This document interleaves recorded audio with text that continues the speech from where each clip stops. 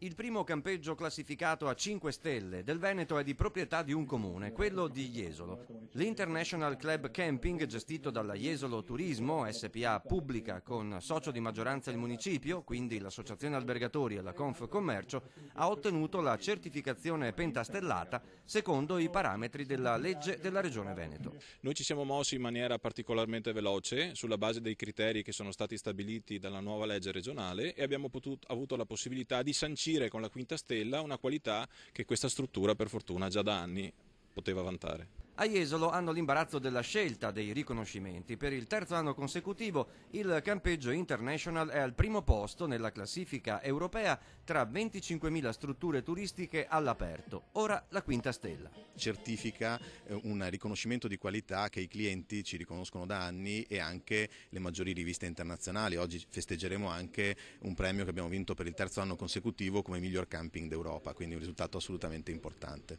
Un campeggio all'avanguardia sotto tutti i punti di vista anche ambientale, oltre che nei servizi che offre ai propri clienti, quindi direi è un risultato meritato e che premia sicuramente la costanza e la bontà delle iniziative che questo campeggio fa.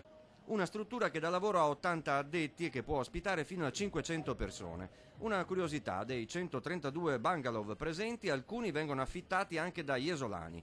Un club camping della città e nella città, con l'apertura di una nuova porta direttamente sulla zona pedonale a servizio delle attività che si trovano alla fine della ZTL. Anche la Regione Veneto vuole essere partecipe, lo ha dimostrato con la legge 11 del 2013 che ha proprio istituito la quinta stella da poter mettere anche su queste strutture ricettive come i campeggi. Oggi è una bella giornata in tutti i sensi, calda ma in tutti i sensi buona per questo turismo di Jesolo e per la città di Jesolo va i nostri complimenti.